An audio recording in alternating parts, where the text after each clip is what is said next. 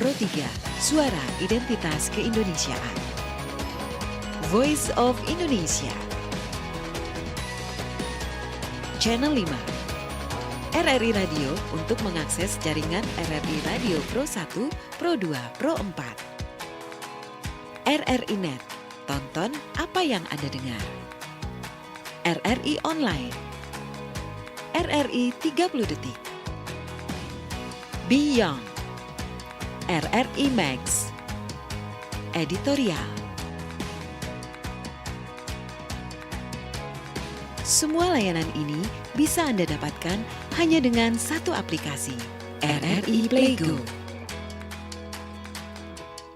Selamat siang pendengar dimanapun saat ini Anda berada. Dari lantai 4 Kantor Gubernur Kepulauan Bangka Belitung, Lintas Bangka Belitung siang kami lanjutkan kembali untuk menemani Anda. Saya Aisurya bersama kru yang bertugas di hari ini akan menemani Anda hingga jelang pukul 15 waktu Indonesia Barat dengan sejumlah informasi yang nanti akan kami hadirkan untuk Anda dan juga sajian hiburan.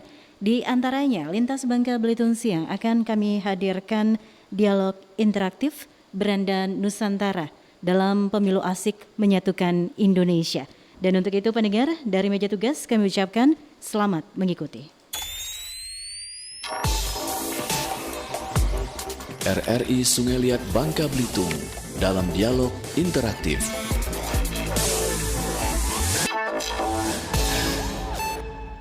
Ya pendengar, siang hari ini seperti yang sudah kami sampaikan, Beranda Nusantara hadir untuk menemani Anda dengan tema besar kita pemilu asik menyatukan Indonesia. Tapi hari ini kita akan bahas tentang pemilu asyik menggait pemilih milenial. Bersama saya hari ini sudah hadir di studio 3 narasumber kami. Dan jangan lupa Anda juga bisa mendengarkan siaran ini melalui FM 96,4 AM 1413 kHz untuk wilayah Belitung, Belitung Timur di RRI SP Belitung, lewat FM 97,2, audio streaming kami yang bisa Anda dengarkan dimanapun dan kapanpun dengan kualitas audio yang jauh lebih baik. Jangan lupa untuk mendownload aplikasi RRI Playgo. Dan dialog Beranda Nusantara ini juga bisa Anda dengarkan melalui saluran Facebook kami, di YouTube juga, yaitu RRI Sungai Liat Bangka Belitung Official.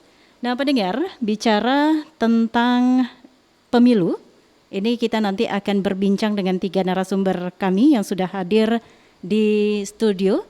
Kami perkenalkan terlebih dahulu. Yang pertama ada Bapak Denny SIP selaku Divisi Hukum dan Pengawasan. Selamat pagi Pak Denny. Selamat pagi, Assalamualaikum warahmatullahi wabarakatuh. Waalaikumsalam warahmatullahi wabarakatuh. Apa kabarnya hari ini? Alhamdulillah. Iya, sehat ya. Alhamdulillah. Ini PR-nya luar biasa nanti sampai 2024 Insya ya. Allah. Oke. Baik, kemudian yang kedua kami perkenalkan narasumber kami selaku akademisi ilmu politik Universitas Bangka Belitung. Ada Bapak Ariandi Zulkarnain SIP MSI.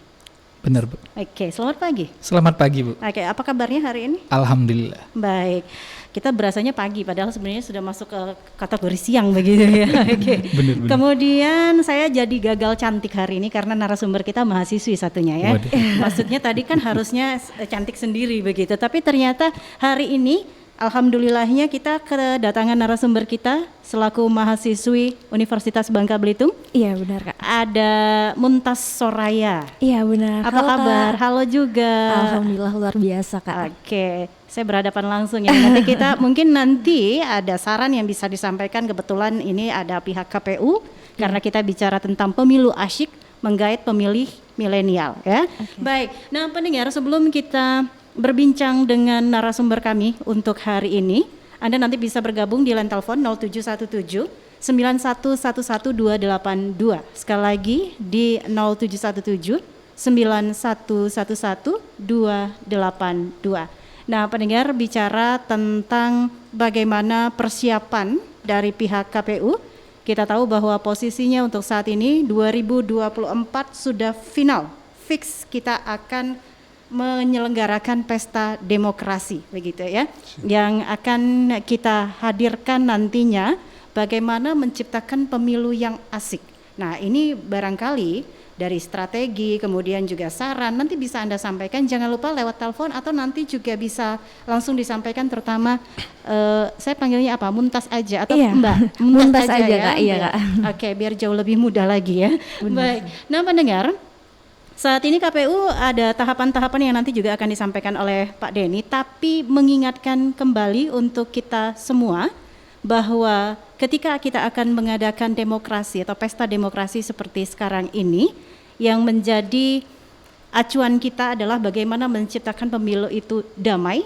Kemudian kalau ada kata-kata asik itu berarti kita mengikuti tahapannya itu juga dengan asik gitu ya. Tapi kita akan lihat nanti, mungkin Pak Ariandi juga bisa menjelaskan fenomenanya seperti apa. Bisa kilas balik dengan beberapa peristiwa yang terjadi pada pemilu sebelumnya. Saya mau ke Pak Denny terlebih dahulu sebagai tuan rumahnya penyelenggaraan pesta demokrasi di Bangka Belitung tentunya secara keseluruhan. Sejauh ini untuk tahapannya sudah sampai di mana? Karena mulainya adalah 14 Juni ya. Kalau tidak salah untuk tahapan pemilu di 14 Juni 2022. Silakan Pak Denny. Baik, terima kasih Mbak Ai. Langsung saja ya. Kalau pada saat ini pada tahapan partai politik melakukan penyampaian permohonan akses sipol.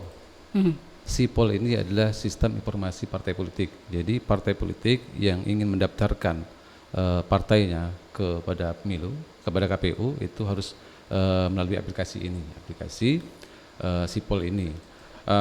Dan insya Allah pada tanggal 29 Juli nanti itu tahapan pendaftaran dan verifikasi peserta pemilu. Jadi di awal ini adalah pendaftaran dan verifikasi partai politik ya, seperti itu. Oke. Pendaftaran ini dilakukan oleh KPRI terpusat, jadi karena memang kewenangannya di pusat, sementara KPU provinsi dan kabupaten itu kewenangannya hanya melakukan verifikasi administrasi dan faktual nantinya seperti itu. Baik, berarti dari 14 ini juga dari proses yang ada sampai nanti 29 Juli termasuk pendaftaran dan verifikasi ya. Oke. Kemudian ini kan tahapannya masih panjang begitu, prosesnya masih terus berjalan. Tapi kesiapan-kesiapan lain yang juga terus dilakukan terutama untuk KPU Bangka Belitung sendiri bagaimana? Yang pertama dalam rangka persiapan untuk verifikasi partai politik ini tentunya KPU melakukan bimbingan teknis ya, peningkatan kapasitas KPU provinsi dan KPU kabupaten kota ya, dalam hal ini dalam persiapan pendaftaran partai politik tersebut.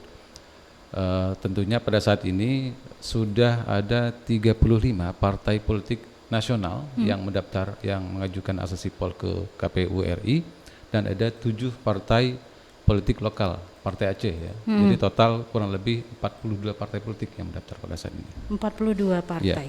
Ini kalau di tahapan yang sekarang, adakah penambahan partai politik? Mungkin datanya yang kemarin itu dari yang sekarang, karena sekarang kan ada 42. Yang kemarin ada penambahan kah?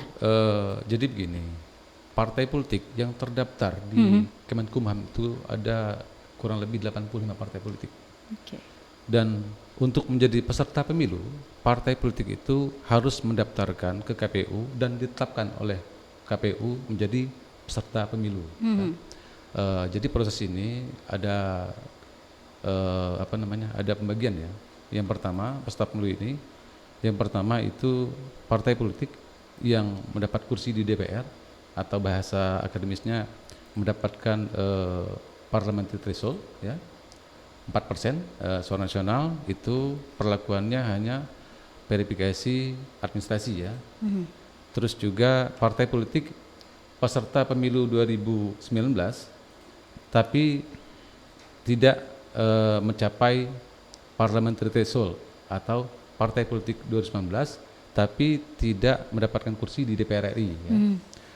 Terus ketiganya itu adalah partai politik yang mendaftarkan partai baru ya, partai baru yang mendaftarkan pada saat ini ya. Begitu. Oke, baik. Dan berarti memang seleksi yang dilaksanakan ini ya tergantung juga nanti sedemikian banyaknya yang terdaftar, bagaimana mereka mendaftarkan diri mereka dengan persyaratan yang sudah ada ke KPU begitu ya. Dan sejauh ini kalau saya tanyakan juga persiapan untuk sampai nanti ke verifikasi